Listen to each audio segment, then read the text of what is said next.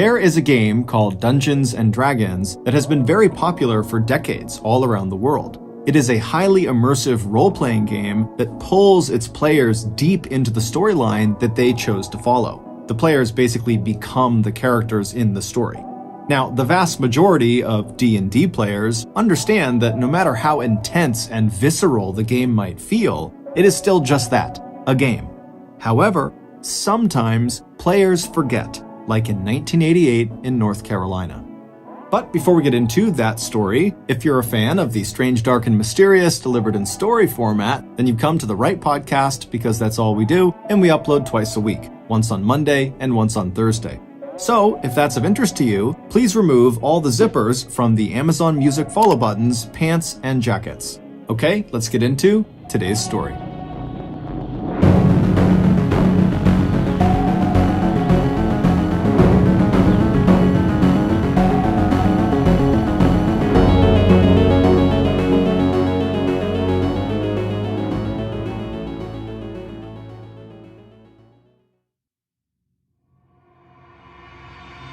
It was the summer of 1972 in the city of Lexington, North Carolina, and 28-year-old Bonnie Bates Pritchard had just received the kind of bad news that would send most wives straight into the arms of a trusted friend, confidant, or family member.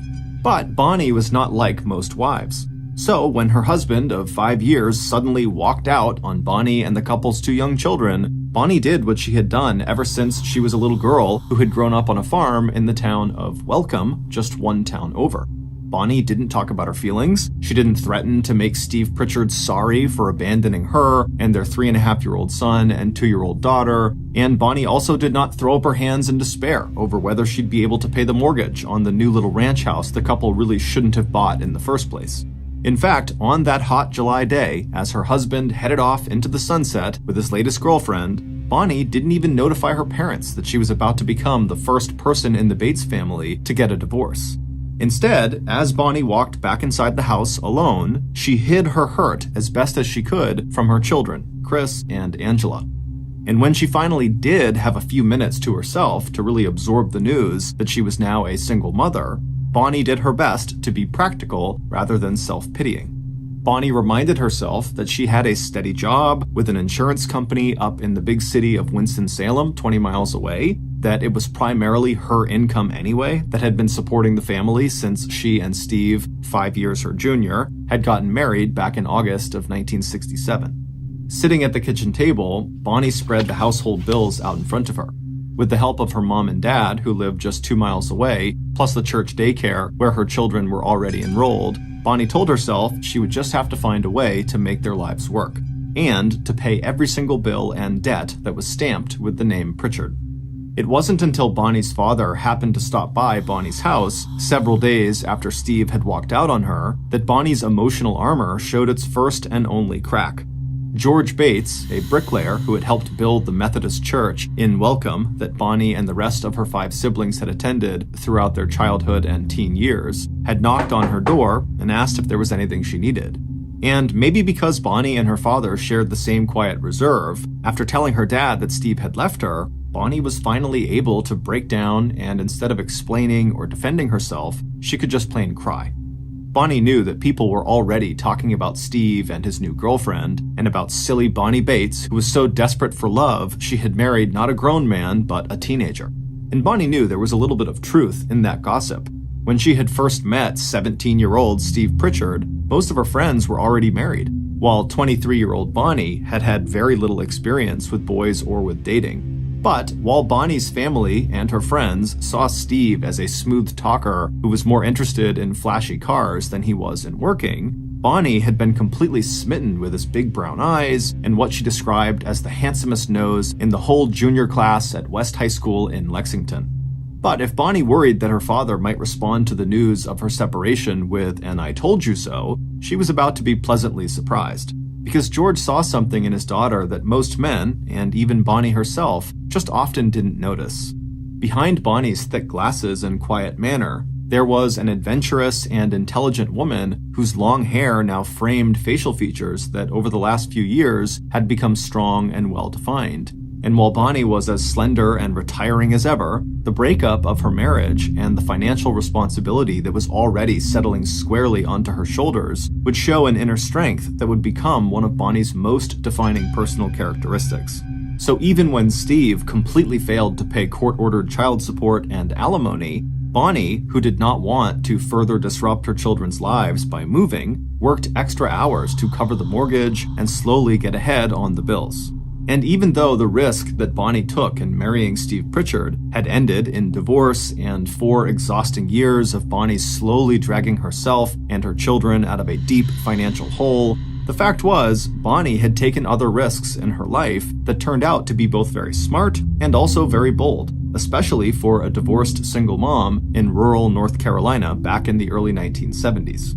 Even before she met Steve, Bonnie had left the small town of Welcome after graduating from high school, and while working as a sales clerk at a department store in Lexington, she had enrolled in courses at Lexington Business College that taught her the basic data entry skills that led to her job with the insurance company in Winston-Salem. And now that Bonnie was on her own again, no matter how tired she was when she arrived home after work with her equally tired small children, Bonnie would stay up late into the night, making sure to teach herself the latest advances in data entry. Of course, Bonnie's children also paid a high price for their parents' divorce. Steve seldom came back to visit his 2 children, and even when he did, he never seemed to have the money to pay what he owed to Bonnie. In the end, Bonnie's struggle paid off. By the time she was 32 years old, Bonnie was not only a supervisor at Intagon Insurance, she was also the only person at that level of management who had achieved that distinction, even though she did not have a college degree. But Bonnie's hard work also paid off in another way, one that she could never have dreamed of for herself. Because in 1976, 4 years after Steve had left Bonnie and the kids, Bonnie was stunned to discover that she had attracted the romantic attention of one of Intagon's highly regarded financial executives. And not only was Leith Von Steen several big rungs above Bonnie at the insurance company where they both worked, to Bonnie he also seemed totally out of her reach socially. 1 year younger than Bonnie, Leith was the only child of a very well-to-do family. And when Leith was still a baby, his parents had moved from Queens in New York City to North Carolina, where they became even more prosperous. Once in Raleigh, the capital of North Carolina, Leith's father had partnered with his brother, Leith's uncle, in running a highly successful dry cleaning business. And by the time Leith was in high school, Camel City Laundry and Cleaners had become one of the most successful businesses of its kind in the entire country. Although Bonnie and Leith only had their first social encounter right before Leith was about to leave North Carolina to take a job in Cincinnati, Ohio, Leith surprised Bonnie by courting her even after he moved. And despite the difference in their financial and social backgrounds, Bonnie and Leith actually had a lot in common. Like Bonnie, Leith was an extremely private person, although among his friends he was well liked for his sharp sense of humor and the fact that he let you know if something was bothering him, but he was not someone who held a grudge. And while Leith may have had more self-confidence and definitely more formal education than Bonnie, both of them seemed to be shy and reserved when it came to dating. But it turned out that Leith had seen in Bonnie the same qualities that were so apparent to her father and her family. Behind Bonnie's appealing but shy exterior, Leith found himself strongly attracted to Bonnie's keen mind, gentle disposition, and her dedication to her children and to her work. So, a romance that had begun with Leith overhearing Bonnie ask a friend where to get a pair of boots for a Halloween costume would culminate 3 years later in marriage. Leith had started out by asking Bonnie if she wanted a ride to go get those costume boots, and by August 17th, 1979, the couples were saying, "I do." And right after exchanging those vows, Bonnie left her job at Intagon Insurance, Leith left his job in Cincinnati, Ohio, and after a short stop in Indiana, the new family had moved back to their home state of North Carolina. There, in 1981, 3 years after their marriage, Leith and Bonnie and their 2 children settled into a roomy 2-story home on Lawson Road in the small town called Little Washington. Leith had a top job as a financial auditor for a local yarn company called National Spinning, and over the next 3 years, Bonnie would also re-enter the workforce as a computer programmer analyst, and Chris and Angela would be enjoying the kind of comfortable upper-middle-class life that had seemed so completely out of their reach when they had been children. And then, in the summer of 1987, the Von Steen family got the phone call that would again change everything. After an 18-month-long period during which Leith's beloved parents, first his father and then his mother 4 months later, became sick and then died, Leith was notified that his uncle had also passed away. And suddenly, practically overnight, Leith, the beneficiary of all 3 of his relatives, had become a very rich man. Now that all the estates were finally settled between the inheritance from his parents and his uncle, Leith was now looking at a financial portfolio that was worth $2 million, a sum that today would be worth more than $3 million. By 1988, the Von Steens had also passed some other important milestones. Leith and Bonnie had made it through Chris's teenage years, a rite of passage that Leith had found much more challenging than Chris's childhood, when Leith spent weekends and evenings taking his stepson to sports activities and after-school events. But now, Chris was 19 years old and enrolled at the North Carolina University campus in Raleigh, almost 2 hours to the west. Chris's first semester grades had not been great, so he was staying on campus for the summer semester. Leith hoped Chris was taking to heart his parents' warning to focus on his schoolwork or run the risk of losing his $50 a week allowance. As for Leith's stepdaughter, who was at least as quiet as her mother, Angela was still at home, but she had her own circle of friends, and she had fallen in love with horses. So much so that even on weekends, the 17-year-old was willing to give up the chance to sleep in and instead get up early so she could head to the stables and do some riding. And so, on the warm and cloudy evening of Sunday, July 24th, 1988, feeling like their life had not only improved, but was actually settling down in a way that would give Bonnie and Leith more time alone together, Leith and Bonnie decided to treat themselves to a small celebratory dinner at Sweet Caroline's, a restaurant about 30 minutes away from their home that offered New Orleans-style cuisine. Sitting in the dark, intimate dining room splashed with color from handcrafted quilts hung from the ceiling, the two of them enjoyed a carafe of wine and the beef and chicken Sunday specials. Leith especially was feeling happy and hopeful. Even though Bonnie had often come along to keep him company, the 4-hour drive every weekend from Washington to Winston-Salem to take care of his mom and dad had taken a huge toll on Leith. He had gained weight, and he also knew he was drinking too much. Now he was looking forward to taking better care of himself. He was also looking forward to quitting his job at National Spinning and working with Bonnie on a computer program so they could manage their new investments together. Leith and Bonnie were also looking forward to doing a little traveling. Even though they had lived in Little Washington for more than 3 years, neither he or Bonnie thought of it as home, and both of them would enjoy seeing more of the world. Now, as Leith looked across the small table at his wife, he smiled at her composed and familiar face. When Leith had told his few close friends 5 years ago that he was planning to marry Bonnie Lou Bates, they had been surprised to hear he was even dating Bonnie, let alone that he was in love with her. But even though marrying into a ready-made family had its own challenges, Leith knew he had found the right partner. And it wasn't just that neither he or Bonnie felt the need to socialize or spend time with neighbors or coworkers. It was also the physical passion of their relationship that held them together. Just that afternoon, while Angela was out horseback riding, he and Bonnie had spent what his wife shyly referred to as a few private moments together in their bedroom. And now that life appeared to be presenting the two of them with all kinds of new opportunities, he and Bonnie both looked forward to enjoying more of those private moments. Of course, Leith had no intention of wasting their newfound wealth.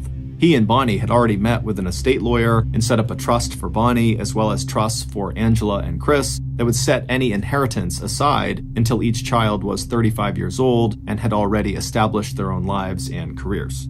Not that Leith had any plans of dying anytime soon, not with so much to look forward to, and not with Bonnie standing so strongly and quietly at his side. By the time Bonnie and Leith had returned home to 110 Lawson Road, it was close to 9 p.m. The sky had cleared and was now lit by a bright moon. Once inside, Leith headed straight for bed, while Bonnie sat down on the sofa in the living room to watch TV. 2 hours later, at about 11 p.m., Bonnie went upstairs to join her husband in the master bedroom. On her way, she paused to say goodnight to Angela, who slept in the bedroom directly across the hall. Bonnie had to raise her voice to be heard over the hum of the fan that Angela kept running every night and the music Angela was listening to. But a few minutes later, Bonnie was back in the master bedroom, where she slipped into her nightgown before joining Leith in bed. An hour later, Bonnie had finished reading one of the romance novels she enjoyed, turned out the light next to her side of the bed, taken off her glasses, and fallen asleep. Even though the night was warm, Bonnie enjoyed feeling Leith's body pressed against her own. 4.5 hours later, at 4:27 a.m. on the morning of July 25th, the Beaufort County Sheriff's Department received a 911 call from 110 Lawson Road in Little Washington. The caller was speaking so softly that the emergency dispatcher, Michelle Sparrow, could hardly understand what the woman on the other end of the line was saying and actually wondered if this was a prank call. But when Michelle asked the woman to speak louder, the caller's faint reply chilled Michelle to the bone. "My name is Bonnie Leith," the woman whispered. "Please hurry. My husband may be dying, and I think I may be dying too." Within minutes of Bonnie dialing 911, the first police and medical personnel had arrived at the neat white frame house on Lawson Road, and the sight of what lay behind the door of the Von Steens' master bedroom shocked even the most hardened and experienced of the first responders. The walls and ceiling of the bedroom were literally dripping with blood. Even before the medics checked for a pulse, it was clear that the stocky man on the bed, dressed only in his boxers, was dead. With his swollen eyes and crushed skull, he was clearly the victim of one of the most gruesome and violent attacks that Beaufort County law enforcement had ever seen.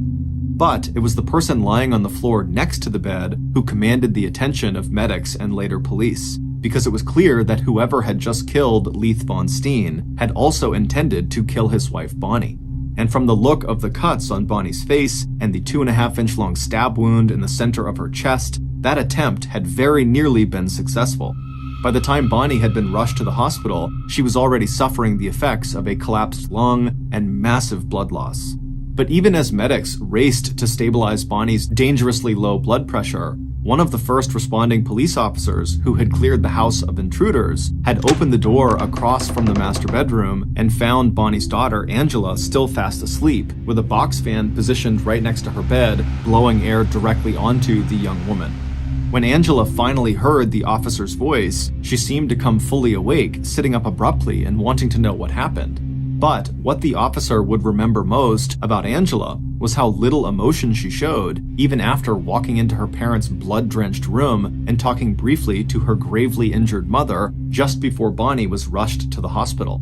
But if Angela's response seemed cold and distant, her brother's response was just the opposite. Just a few minutes after the call from Angela telling him that their stepfather was dead and their mom injured, Chris made a hysterical emergency call to the campus police at North Carolina University in Raleigh. Unable to find the keys to the 1965 classic Mustang that Leith had given him on his 16th birthday, Chris desperately begged campus security for a ride back home to Little Washington. And by 8 a.m., Chris was standing next to his mother's hospital bed, holding Bonnie's hand and crying uncontrollably. Meanwhile, back at 110 Lawson Road, the two lead investigators in the case were already putting together their first impressions of the crime scene. To 26-year-old local detective John Taylor, it seemed obvious that whoever had committed the crime had taken pains to make it look like a burglary, starting with a pane of glass in the back door that had been broken, as though someone had reached through the opening to unlock the door from the inside. But whoever had broken the glass had chosen one of the panes that was so high above the inside door lock that it was impossible to reach down and actually unlock the bolt. As for the open purse on the kitchen counter and a few open drawers and cabinets, they appeared to be signs that someone may have searched the house, but none of the money and jewelry that had been left out in plain sight had been taken. And then there was the attack itself, which had been so over the top and violent that Detective Taylor believed it had to have been personal and premeditated, rather than the work of some random stranger. If that was true, the detective thought, he would be very interested in interviewing the people who had been closest to Leith Von Steen, and that included not only his two stepkids, but his wife Bonnie.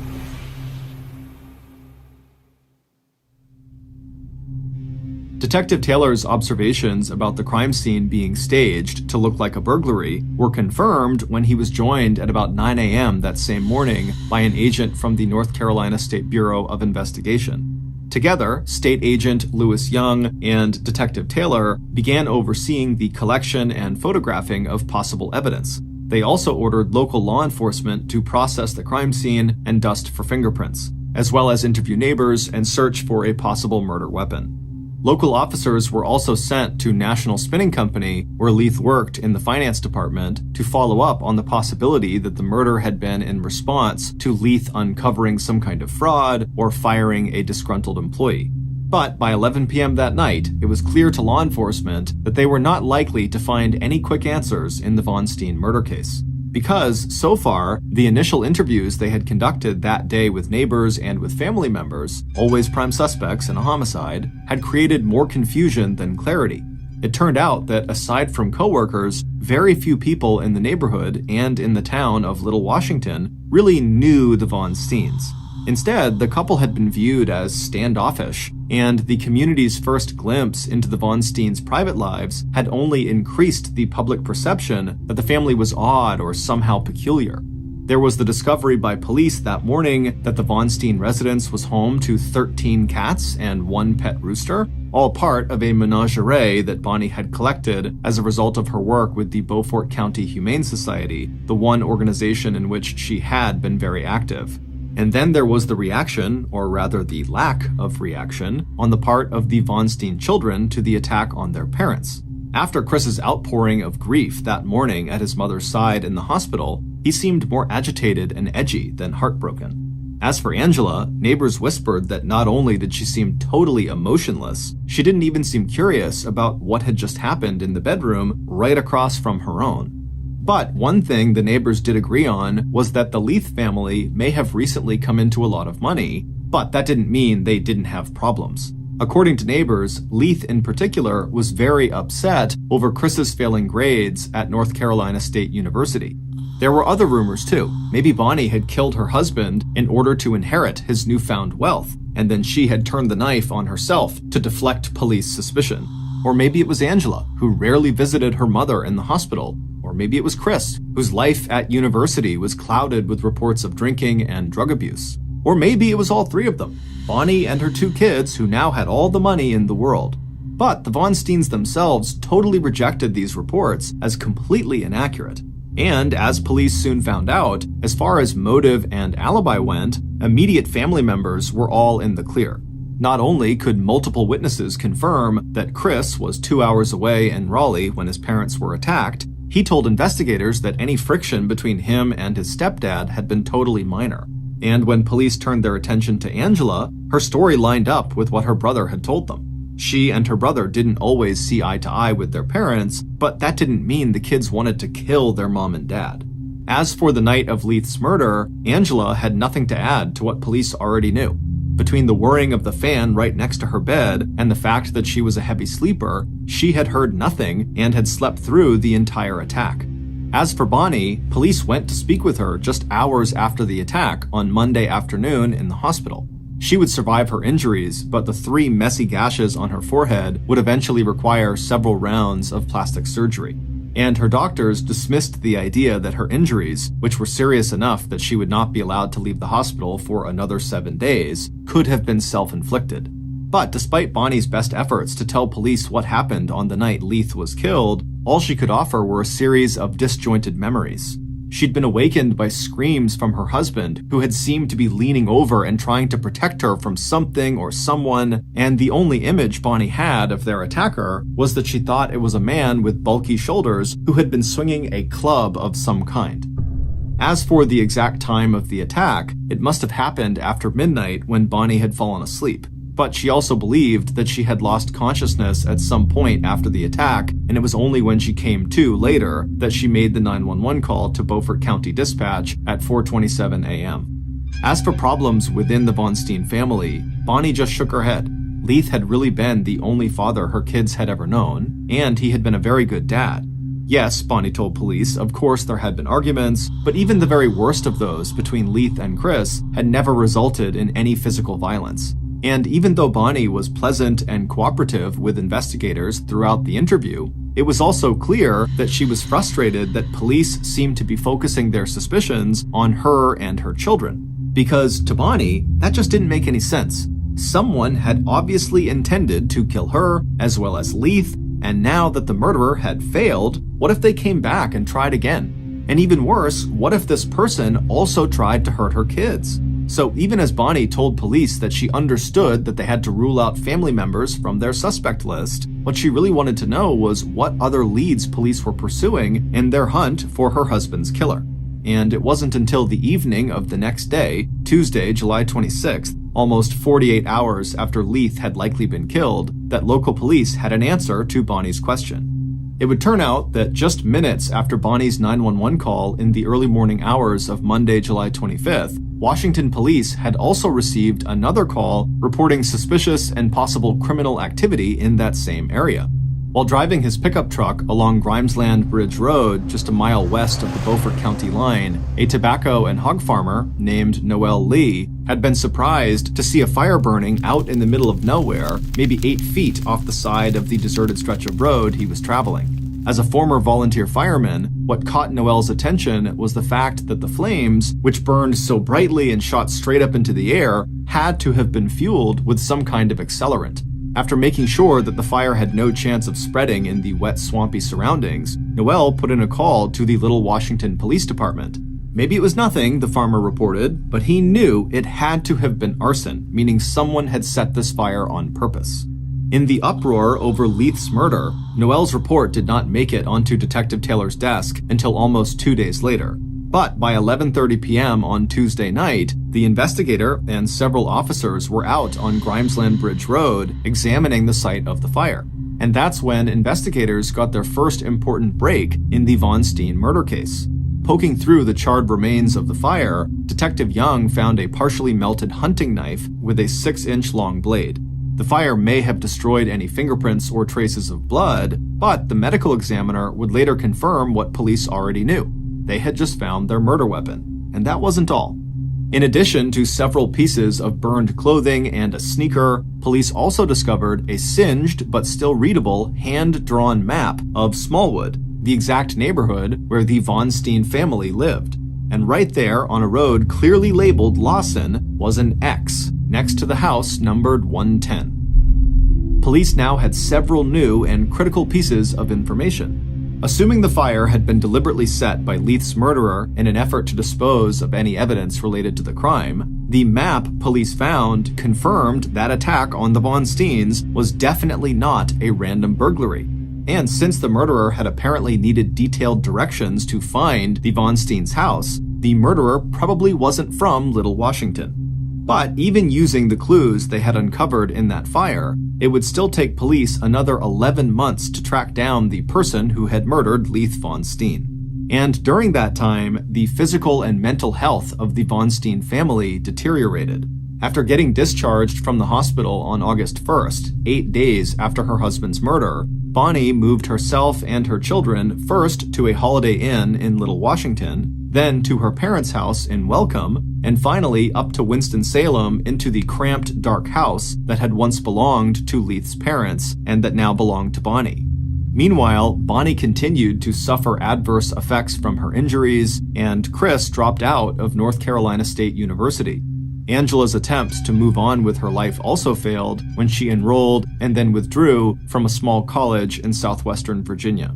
But it wasn't until June of 1989, almost a year after Leith's murder, that police were finally able to give Bonnie and her family the answers Bonnie had so desperately wanted. And those answers would not only shock all of Little Washington and Bonnie's hometown of Welcome, it would catapult the Von Steen murder onto the front pages of national newspapers for weeks and months to come. Based on the information and evidence police discovered from the site of the fire on Grimesland Bridge Road on July 26th, a day after Bonnie's 911 call to local police, here is a reconstruction of what happened in the early morning hours when 42-year-old Leith Von Steen was murdered. After Bonnie said goodnight to Angela sometime after 11 p.m. on the night of Sunday, July 24th, she walked back into the bedroom she shared with Leith and changed into her nightclothes. Just before getting into bed, Bonnie gently roused her husband to see if he might like a glass of iced tea or water. After a mumbled no, Leith turned over and immediately fell back to sleep. After reading quietly for 30 minutes, Bonnie took off her glasses, turned off her bedside light, and she too fell fast asleep. Meanwhile, the killer had made their own preparations for the night, packing a baseball bat and hunting knife into a green canvas knapsack. And now, at 2:30 a.m., the hand-drawn map spread out on their lap had led the killer directly to their target here in the town of Little Washington. They had actually arrived a little earlier than expected, so for the next half hour, the killer just sat in their car and absently fiddled with the key to the back door of 110 Lawson Road, and they made a mental review of the inside of the house. The killer didn't think getting in or out of this house would be a big problem. And sure enough, about 30 minutes later, dressed in dark clothes and carrying the green knapsack, the killer made no sound as they slipped inside the back door and, just as quietly, made their way up the stairs to the first bedroom on the right. If need be, they would kill the girl named Angela too. It all depended on the next few minutes and whether or not she slept through what was about to happen. Stepping across the threshold into the master bedroom, the killer paused, allowing their eyes to further adjust to the dim moonlight shining in through the partially curtained windows. Then the killer took a deep, steadying breath and gripped his weapons. First the bat, then the knife, he told himself. And then, feeling ready, he stepped forward and got to work. By the time Bonnie woke up to the sound of her husband's short, piercing screams, Leith was sitting up in bed. In the minutes that followed, the assailant would hit Leith at least 5 times in the head with the baseball bat, causing deep skull fractures and multiple cuts and gashes. The assailant would also strike Bonnie in the head and sides, including a blow aimed at Leith that would break Leith's wrist and fracture Bonnie's thumb. Along with cataloging defensive scrapes and bruises, the medical examiner, who would later conduct the autopsy on Leith's body, reported a total of 7 stab wounds in Leith's upper back and shoulder, and 1 stab wound to the left side of his chest that had completely punctured his heart. Throughout the attack, Bonnie was aware only of a single dark figure at the foot of the bed, striking her and her husband again and again. And with each blow and each downward plunge of the hunting knife, another spray of blood spattered across the walls, the bed, the floor, and the ceiling.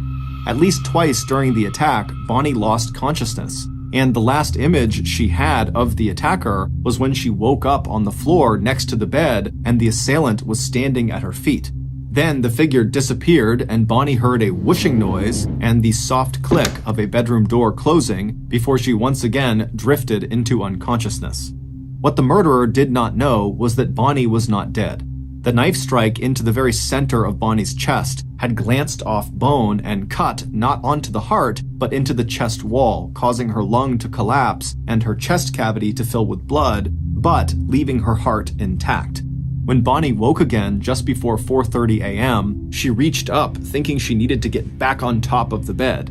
That's when she felt Leith's hand. His fingers were sticky with blood and were hanging limp off the side of the bed. It was at that point that Bonnie, who was now sure that her daughter Angela must also be in danger, dragged herself to the phone and called 911. Meanwhile, the killer had already left the house. Just before exiting through the back door, they had rifled through the handbag that had been left out on the kitchen counter, and then they knocked out a pane in the back door window so it would look like the door had been forced open and the house had been robbed. But even then, as he failed to grab the green knapsack he dropped on the back porch, the killer's thoughts were already far away. All summer long, the killer had gotten more and more deeply involved in the game. But until now, all the points the killer had ever earned in the game had been based on carrying out imaginary adventures, just role-playing different scenarios they'd created in their mind. But tonight, this adventure had been real. This time, the killer had entered a real castle, killed a real sleeping overlord, spared his sleeping daughter. This time, the killer hadn't used a game board and dice and a deck of cards to play Dungeons and Dragons. This time, the killer had brought their favorite, all-consuming game to life. This time, the killer had drawn real blood. More blood, in fact, than he'd ever imagined a human body could contain. As the killer slipped into the waiting car, he imagined Chris Pritchard's face when he told Chris all the details. because the killer had just done exactly what Chris Pritchard had wanted him to do: to kill Chris's stepfather and mother. James Upchurch III, known to good friends like Chris as Moog, turned to look at the young man next to him in the driver's seat. Gripping the steering wheel, the driver, 21-year-old Neil Henderson, shot a questioning look back at Moog.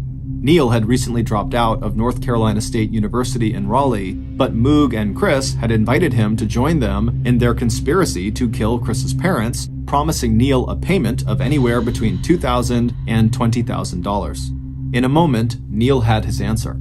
Pulling off his black ski mask, his face alive with excitement, Moog punched the air with a balled fist. "I did it," he told Neil. "I can't believe I did it." It would turn out that by the end of his second semester at North Carolina University in Raleigh, Chris Pritchard wasn't just getting bad grades. In fact, Chris's problems were much, much worse. Since arriving at college, Chris hadn't just become a heavy drinker. He had also become a habitual drug abuser, a habit that was costing him more than he could possibly cover using the $50 a week allowance he got from his parents, Leith and Bonnie. While his parents did not know the extent of their son's alcohol and drug addiction, which now included marijuana, ecstasy, cocaine, and LSD, they had given Chris an ultimatum. He either used his summer semester to clean up his act and improve his grades, or his parents would stop his allowance and he would have to leave college and find a job. But by the start of that summer semester, Chris had discovered something else at college that was just as addictive as the alcohol and drugs.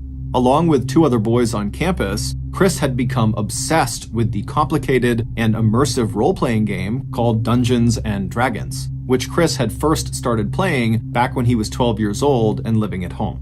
First introduced in 1974, Dungeons and Dragons allowed players to create and assume the identity of adventurers from all different historical periods, races, and occupations.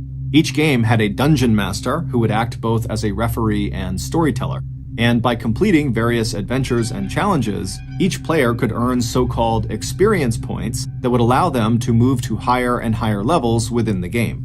The theme that James Upchurch III, Neil Henderson, and Chris Pritchard chose for creating their adventures was medieval swords and sorcery, a theme that had its roots in the life and times of people who lived in Europe during the Middle Ages. As the boys spent more and more time together playing the game, Chris had also begun bragging to Neil and James about how rich his stepfather had recently become, exaggerating the amount of Leith's inheritance from $2 million to $10 million. And by mid-July of that summer semester, Chris and Moog, who was a dungeon master, had moved from role-playing adventures in Dungeons and Dragons to actually plotting the best way to murder Chris's parents and sister so Chris could inherit all that money and share it with his good friends Moog and Neil. Their first plan, which they tried to put into action on Saturday, July 23rd, was to drug the Von Steens with sleeping pills and then start an electrical fire that would burn down the house at 110 Lawson Road and kill Leith, Bonnie, and Angela. But that plot failed completely when Chris and James were unable to crush the fuse box and start the fire. Still, that failure didn't stop Chris. By the very next day, he and Moog had come up with a better plan. This time, Chris would stay at college and create an airtight alibi for himself, while Neil used Chris's white 1965 Mustang to drive Moog, who did not have a valid driver's license, down to Little Washington so Moog could kill Chris's parents. Instead of sleeping pills and arson, Moog would kill Chris's parents and possibly Chris's sister Angela using a baseball bat along with a knife that Chris had purchased for the job at a Kmart in Raleigh. No one would suspect Moog and Neil played any part in the murder, since neither one of them had any obvious connection to Mr. and Mrs. Von Steen. And all Chris had to do was get them a key to the Von Steen house, draw them a map of exactly where his parents' house was located, then make sure that during the time of the murder, he was seen by plenty of people playing cards in a friend's dorm room until 3:30 a.m. on the morning of Monday, July 25th. Once Moog had committed the murder, he and Neil would stop somewhere on their way back to Raleigh and get rid of the murder weapons and any other evidence, including the map, that could tie any of them to the crime. As for Angela, if she woke up during the attack, then James should kill her too. And once Chris received word at university that his parents were dead, he would cover for the absence of his car, the classic white Mustang that had been a gift from his stepfather, by saying that he could not find the car keys and needed a ride from campus security to join Angela and his injured mother in Little Washington. Chris would later say that he was happy his mom survived the attack, but friends and neighbors would tell police that instead of asking how Bonnie was doing after the attack, the questions Chris was asking everybody was, what had Bonnie said? What had Bonnie seen? And what did Bonnie remember about her attacker? As for his co-conspirators, Neil and James, aka Moog, as soon as Chris got his hands on his parents' money, Moog would get $50,000 and a brand new Porsche sports car as payment for killing Chris's parents, and Neil, the driver, would get a nice payday as well. Except that under the terms of Leith's will, neither Chris or Angela would be able to touch any of their parents' money until they were 35 years old. And as it turned out, the murder might have gone unsolved except for two things: the report of the fire that led to the discovery of the murder weapon and map, and a decision by Little Washington police back in March, 7 months after the murder, to reinvestigate all aspects of the crime. Because from the start, the more police saw and learned about Chris Pritchard, the more certain they were that regardless of his alibi, Leith's stepson must have been involved in Leith's murder. That new investigation included running the name of Chris Pritchard's friends up in Raleigh through a national criminal database to see if any of them had criminal records. That search turned up the name of James Upchurch III, aka Moog, who had been arrested on 3 previous occasions, once for breaking into his local high school with friends and stealing some electronic equipment, and 2 other times for stealing a cooler of beer and for driving without a license. In following that new lead, investigators began a more systematic interrogation of this core group of 3 friends who had started to spend every waking hour together playing the potentially violent game of Dungeons and Dragons. And as the pressure on the 3 boys increased and Chris's mental health declined, investigators believed it was only a matter of time before one of them broke down and confessed to some involvement in the Von Steen murder. And that is exactly what happened. On June 9, 1989, almost 11 months after Leith died, Neil Henderson cracked. In exchange for a plea deal that would minimize his prison sentence, Neil met with investigators and described Chris's plot in detail while also insisting that he, Neil, never really believed that Moog would actually go through with the murder. Neil wasn't the only conspirator to strike a plea deal with the Beaufort County District Attorney's Office.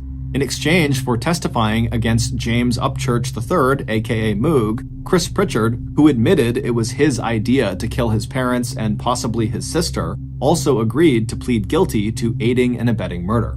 Chris would eventually tell his shocked and heartbroken mother that he had been so strung out on drugs and so lost in the fantasy world of Dungeons and Dragons that when he planned her murder and the murder of the one man she had ever truly loved, Chris, who had dropped 19 tabs of LSD in the month leading up to the murder — LSD is a hallucinogenic drug — felt it would be better to kill his parents than face their disappointment when they learned just how badly he was doing in school and in life.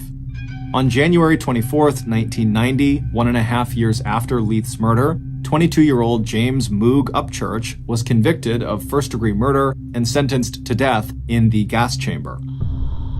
2 years later, in 1992, the Supreme Court vacated that death sentence and instead imposed a term of life in prison. 22-year-old Neil Henderson was sentenced to 40 years in prison, but was released on parole just 10 years later in December of 2000. As of 2021, he was living in North Carolina and managing a restaurant. Chris Pritchard was sentenced to life in prison plus 20 years. After going through drug and alcohol rehab, he became a born-again Christian and was released on parole in May of 1997. Immediately upon his release, Chris returned to North Carolina and moved back home with his mother. Chris completed his parole in May of 2012. As of 2022, he is a manager for a men's program at Soteria Community Development Corporation and lives near Spartanburg, South Carolina with his wife. Chris and Bonnie remain close. We want to thank 2 authors whose nonfiction books were key sources in writing this podcast episode. The first is Cruel Doubt by Joe McGinnis, and the second is called Blood Games, A True Account of Family Murder by Jerry Bledsoe. Both books were published in 1991, and in the following year, each was the basis for either a TV movie or miniseries. If you're interested in learning more about the Von Steen case, please check out our sources for links to official documents, as well as newspaper, magazine, and internet articles. Thank you for listening to the MrBallen podcast. If you got something out of this episode and you haven't done this already, please remove all the zippers from the Amazon Music follow buttons, pants, and jackets. This podcast airs every Monday and Thursday morning, but in the meantime, you can always watch one of the hundreds of stories we have posted on our main YouTube channel, which is just called MrBallen. Consider donating to our charity. It's called the MrBallen Foundation, and it provides support to victims of violent crime as well as their families. Monthly donors to the MrBallen Foundation Honor Them Society will receive free gifts and exclusive invites to special live events. Go to mrballen.foundation and click Get Involved to join the Honor Them Society today. If you want to get in touch with me, please follow me on any major social media platform and then send me a direct message. My username is just @MrBallen, and I really do read the majority of my DMs. Lastly, we have some really cool merchandise, so head on over to shopmrballen.com to have a look. So that's going to do it. I really appreciate your support.